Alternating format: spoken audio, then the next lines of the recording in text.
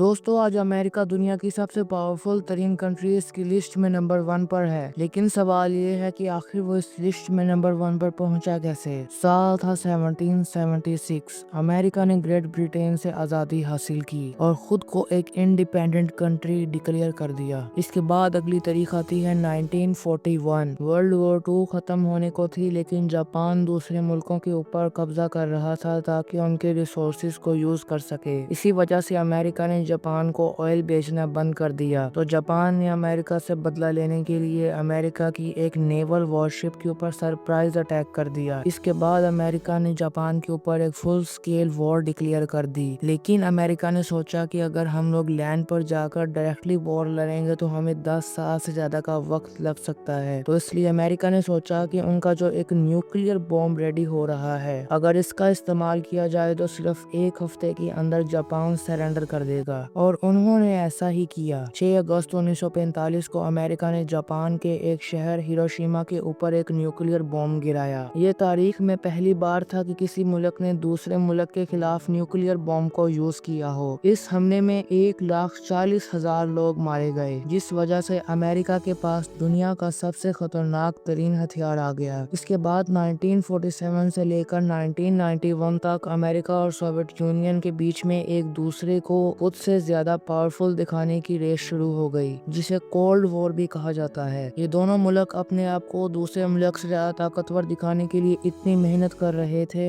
کہ اس بات کا اندازہ آپ اس بات سے لگا سکتے ہیں کہ آج دنیا میں تقریباً 12,000 کے آس پاس نیوکلیئر بم موجود ہیں، لیکن ان میں سے 10,000 نیوکلیئر بم صرف انہی دونوں ممالک کے پاس ہیں۔ اس کے بعد اگر ہمیں امریکہ کی طاقت کا اندازہ لگانا ہے تو جب 2001 میں امریکہ کے اوپر ایک ٹیررسٹ آرگنائزیشن القاعدہ نے اٹیک کیا، جس اٹیک میں انہوں نے بہت سارے پیسنجر پلینز کو ہائی جیک کر کے انہیں امریکہ میں ملٹیپل سائٹس پر کریش کر دیا، تو امریکہ نے انہوں کے لیڈر اسامہ بن لادن کو مارنے کے لیے 20 سال تک افغانستان کو پوری طرح ڈسٹروائے کر دیا۔ اور اگر اب کی بات کریں تو امریکہ رشیا یوکرین وار میں یوکرین کو پوری طرح سپورٹ کر رہا ہے، اور نہ صرف یوکرین کو سپورٹ کر رہا ہے بلکہ ایران اور اسرائیل کے کرنٹ کانفلکٹ کے اندر اسرائیل کو بھی پوری طرح سپورٹ کر رہا ہے۔ اس کانفلکٹ کے اندر امریکہ اسرائیل کی اتنی زیادہ سپورٹ کر رہا ہے کہ امریکہ نے خود ایران کے نیوکلیئر ری ایکٹرز کے اوپر حملے کیے ہیں، اور اب حال ہی میں امریکہ کے پریزیڈنٹ نے چائنا اور انڈیا کو رشیا سے تیل خریدنے پر بھی روکا ہے۔ انڈیا کو کہا ہے کہ اگر اس نے رشیا سے آئل خریدنا نہ چھوڑا تو وہ انڈیا کے اوپر 100% ٹیرف لگا دے گا، یعنی کہ جو انڈین پروڈکٹس امریکہ میں پہلے بکتی تھی اب ان کی پرائس ڈبل ہو جائے گی۔ لیکن اس کے جواب میں انڈیا نے بھی امریکہ کو منہ توڑ جواب دیتے ہوئے کہا ہے کہ یہ بہت بڑے آئل کے کانٹریکٹس ہوتے ہیں جنہیں وہ ایک دم بند نہیں کر سکتے۔ تو ناظرین، آپ کے خیال میں کیا امریکہ جو سب کچھ کر رہا ہے وہ صحیح ہے یا غلط؟ اپنا اوپینین کمنٹ سیکشن میں دینا بالکل نہ بھولیے گا۔ ہمارے چینل ایکو نیوز کو لائک اور شیئر کرنا بالکل نہ بھولیے گا۔ ملتے ہیں کسی اور ویڈیو میں، تب تک کے لیے خدا حافظ۔